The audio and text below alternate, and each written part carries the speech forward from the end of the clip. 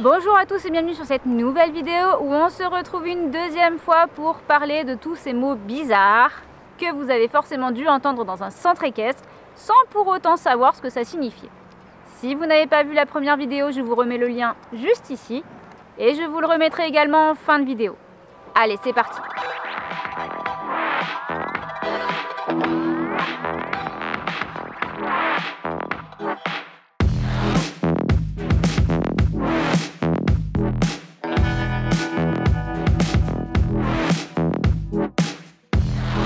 La couronne est en fait une partie du pied du cheval située juste au-dessus du sabot.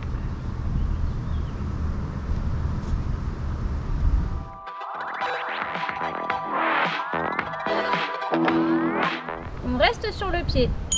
La cloche est en fait une protection en forme de cloche que l'on met à certains chevaux qui ont tendance à se marcher sur les antérieurs avec les postérieurs.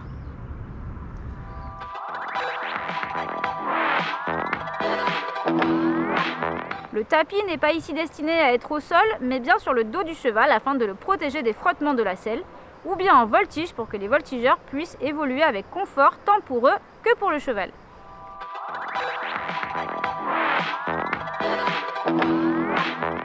La châtaigne n'est pas ici un fruit mais bien une partie du corps du cheval située à l'intérieur de chaque membre. Elle correspondrait à un doigt que le cheval aurait eu il y a plusieurs milliers d'années et qui serait remonté. Si on se positionne comme le cheval, la châtaigne correspondrait à notre pouce.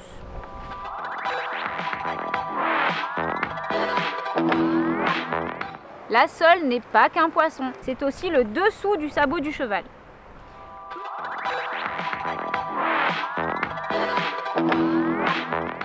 Tout comme la châtaigne et la sole, la bavette ne se mange pas non plus. Il s'agit ici d'une sangle avec une forme un peu spéciale, conçue pour protéger le ventre du cheval des crampons placés sous les pieds qu'on utilise en crosse.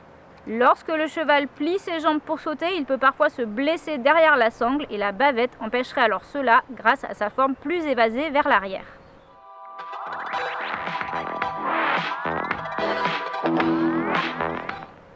La bombe, casque permettant d'éviter à la tête d'exploser en cas de chute.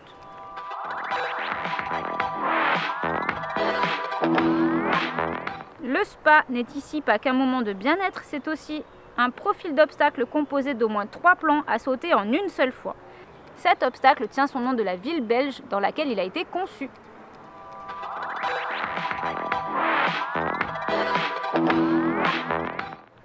Le bidet n'est ni un mauvais cheval, ni un truc inutile dans une salle de bain. Il s'agit également d'un profil d'obstacle composé d'un petit plan d'eau sous les barres.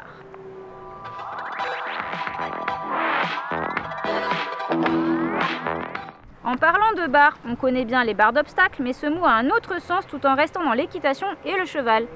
Le savez-vous? Eh bien, ce qu'on appelle également les barres, ce sont les espaces sans dents dans la bouche du cheval, là où on viendra positionner le mors. Le mors que nous avons déjà vu sur la précédente vidéo.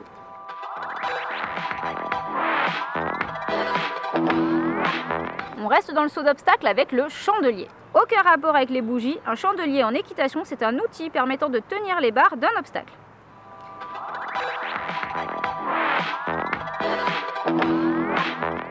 La salière est la partie située sur le dessus de l'œil du cheval.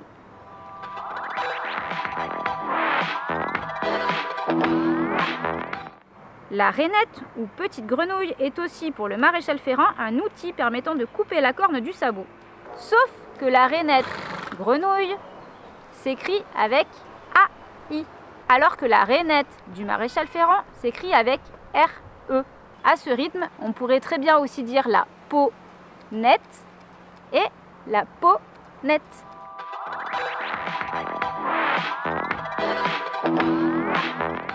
Et pour finir, on va revenir dans notre jargon gourmand avec la ganache, qui est en fait une partie de la tête du cheval située sous la joue.